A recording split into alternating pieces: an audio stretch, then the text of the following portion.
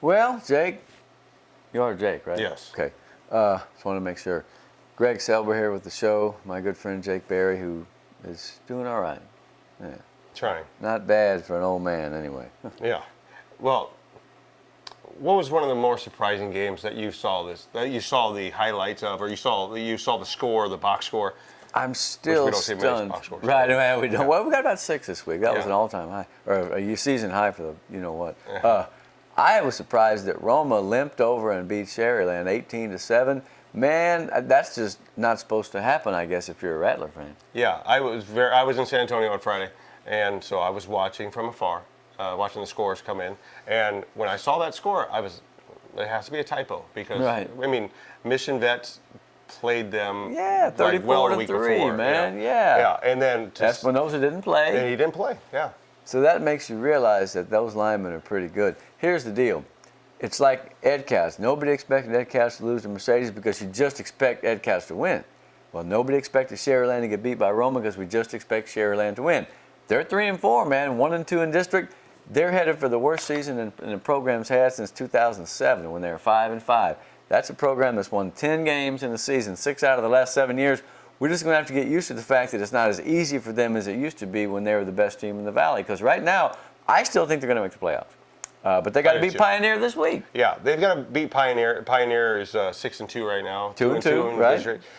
You know, and I had a chance to talk to David Keith today at a basketball banquet. The Former media Edinburgh banquet. High guard. Yeah, I got to talk to him. He's the basketball coach there at Sharyland, and he told me that he's got players that are in football he still hasn't got. And that's not something that has occurred there before. No, they always used to have a separation of powers, Yeah. division of labor, as it were. Yeah, I mean, they always had a ton of guys. And so you can see right now that the split with Pioneer has started to already take its turn. The adjustment has begun, and quite frankly, it's still a quality group, and so I feel like they're going to right the ship. But boy, there's going to be a big crowd and a lot of excitement for that Pioneer game because I think normally Sharyland want to come in saying, man, we got this. Right now they're going, hey, we better get this. Yeah, and they need this game. This game puts them in the playoffs. You would think. You would think. You know, and But if they don't get it, it may put them out. yeah.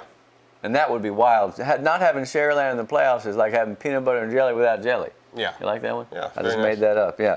Now, Pioneer still having some injury problems at quarterback. Alejandro Ramirez went out. He came back in. He went out. Rosales have only 1 out of 8, so they're kind of struggling to score points and gain yards. I think that's the 3rd game in a row that they've had fewer than 200 yards. And so, you know, Sharyland only scored 7 against Roma. I would expect them to be more fired up and get more yards, but that Pioneer defense is still pretty solid. The thing about the Pioneers got to shore up their special teams because allowing two block punts against Vets, but I'll tell you what, Brandon Casas ran one back. He's a pretty good little player. I like that guy. I list him as a fullback. He runs like a halfback. Yeah, and see, they actually capitalize off of special team miscues against Rio. That's right. So, I mean, they've really got to look, if they don't have those turnovers, it's a different game. It really is. Yeah, it is. And, you know, veterans are struggling. Old Gilpin did a pretty good job. Now, boy, I don't know. Vets needs to win, and then they need to come into that game with Vela, the last game of the season, with a chance to tie for the district title.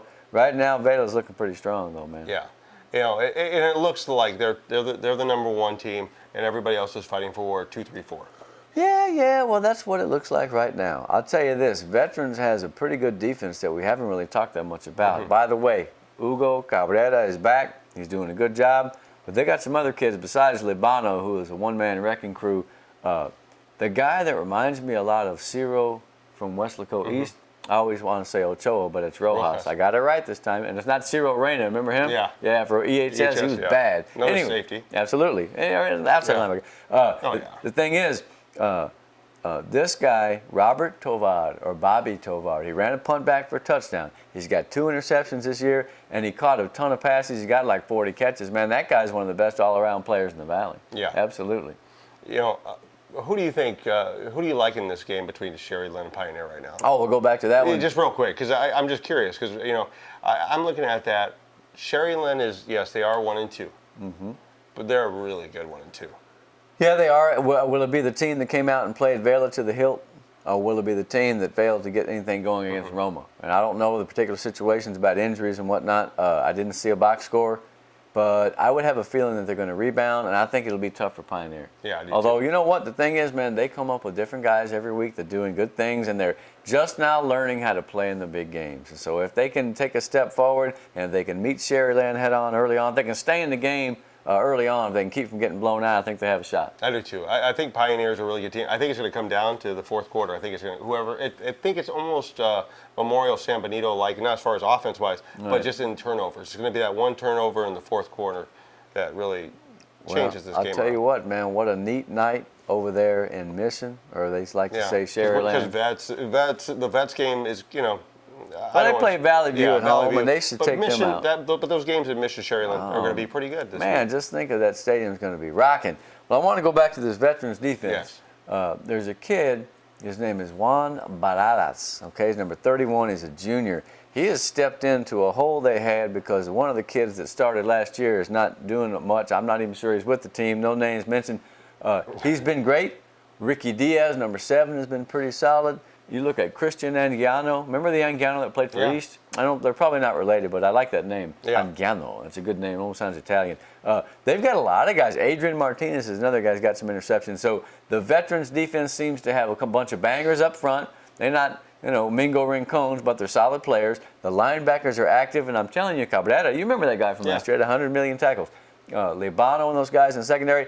I feel like that defense has a chance to shut down Vela to an extent when they play. They get to warm up with Valley View. And so right now, even though Veterans is limping a little bit on offense, I expect them to win, and I expect them to come into that last game of the season with something to prove.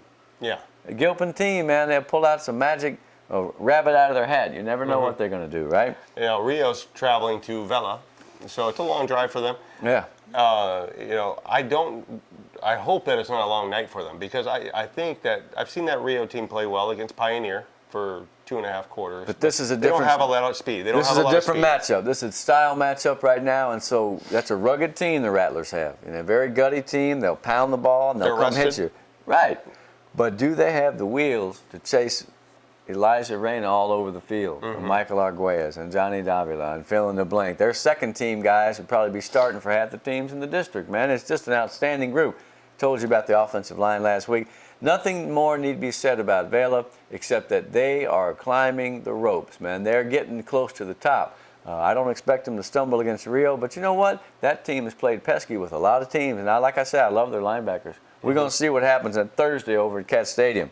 Now, let's switch gears to 32-5A because are they going to make the playoffs? I know what we're going to talk about right away. Yeah. Is Porter going to make the playoffs? It. Unless they completely collapse and lose their last 3 games, or 2 games, because they're 3 games. 3 games. I think they're going to make it. Yeah. I really do. Okay, so but Porter goes against Donna this week on the road. There is no hotter team, no better team right now in the Valley pound for pound than Donna. They had that 0-2 start against really tough teams.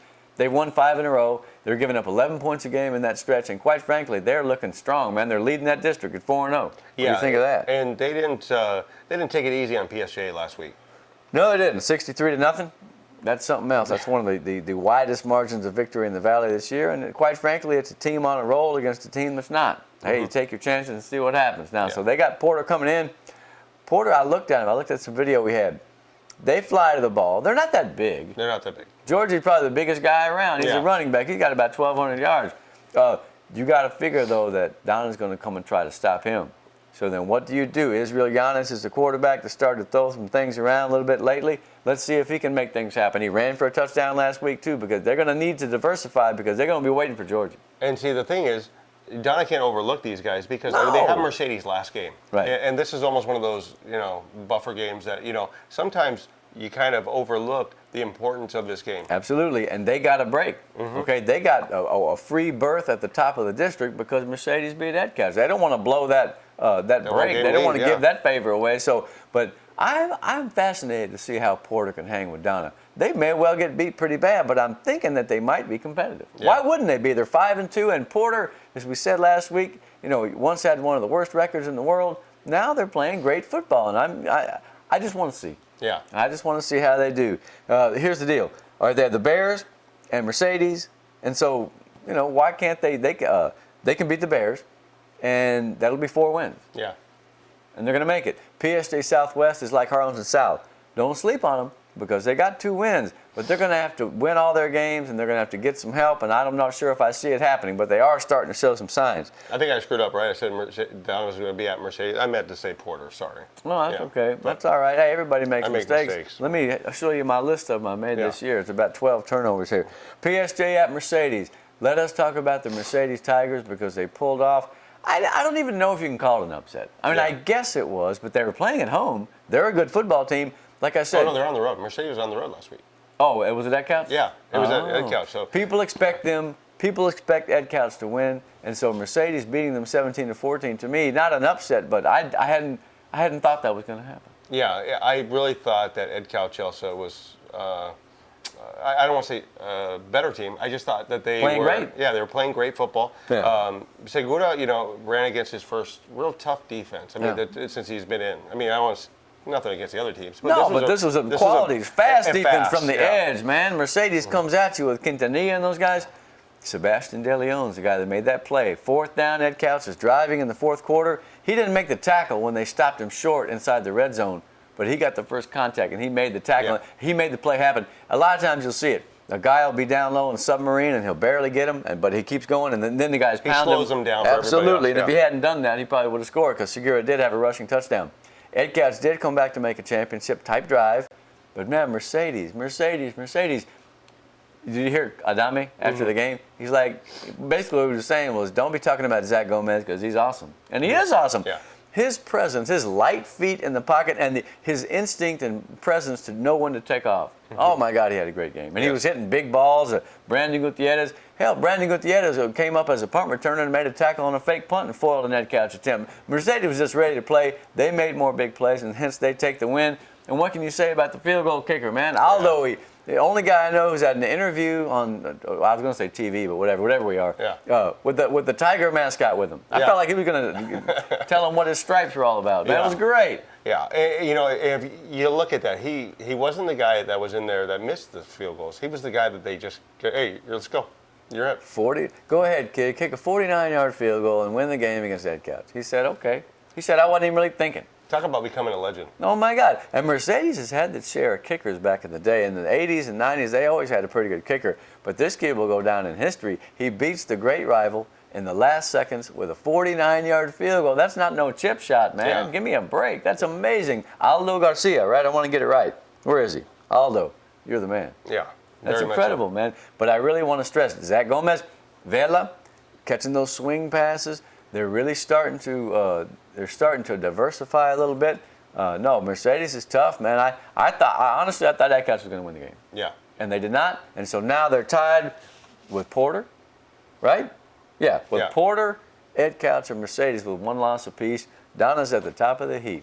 Now, I'll tell you what, some district. Now, Edcouch has PSJ Southwest on the road. They're going to have to get back at it, and I feel like they will because nothing's really changed, man. They're still a very good football team, and they made all the plays they needed to, but how can you control a kid making a 49-yard field goal? That's just great football, and both teams need to be excited that they were part of that game. They'll all remember that the rest of their lives. Obviously, Mercedes will have a more positive memory, but Edcouch was in on it too, and when those two get together, what did we say last week? It doesn't really, you throw the records out. I mean, it's always fun. Yeah. Now, who's going to win between Donna North and Pace? Pace took Porter to the wire last week, 28-21. Yeah, and I thought Donna North was going to play better against PSG Southwest. I really thought it was going to be a very close game. I really thought Donna North, that was going to be their first district win. I really did. Well, it shows you the fits and starts that a young program goes through. You show progress. You look like you're getting there, but you're still young, and so you're prone to having nights where you just go back a step. That doesn't mean that they're not going to be a competitor in time. It doesn't mean that the season is a loss. It just means that, man, when you're youthful, you will make youthful mistakes, sometimes at the worst possible times. And, boy, PSJ Southwest beat them 40-0. That was surprising. How about Luis Rodriguez for Pace? Yes. 71 yards, zoom. That guy, he's a pretty good ball player, man. And Pace gave Porter a hard time. Let's see if they can take out Donna North because you know what? Here's the deal. Put the records out of your mind. You got a game in front of you. You got a week to prepare. And go out and be the best you can be and take a win. It's like old Michael Salinas at Vail always says, be 1-0. Yeah. And I'm sure that's not, he didn't make that up, but that's one of his mantras is be 1-0. Don't worry about the rest of it. And right now, Vail is trying to keep everything in perspective, just like every team. Donna, too. Again, can we have some rematches or what? Yeah. Donna and Vets? It could happen. Yeah. Edcouch and Sharyland, it could happen. Mercedes and Roma, it could happen. The only difference would be if things are the way they are now, we'll see Vela against Porter. Wow. Well, that's going to be great. I'm so excited for the playoffs, I can't stand it. Well, unfortunately, we got 3 more weeks, and it's going to be fun, but I'm already starting to kind of look into the crystal ball. Right now, by the way, Alice, Cal Allen, Victoria East and West. Victoria West will probably finish ahead of East. They'll be big school. East will be that 2nd seed. West has an easier schedule. They got Miller and Moody left. Still trying to figure out who's going to play who, but I think it's going to be a Victoria team if Vela ends up winning them by district and moves on to round 2, which they assume that they will. And I have to say that I assume they probably will as well. They will too. And that's no knock on whoever they play, because right now Porter's got a little bit of magic, don't they? Mm-hmm. There's another team that has magic, actually 2, and they both start with L. Lyford and La Villa, and we'll talk about them in a minute on the show. I hope you're around to see it. I hope I'm around to say it.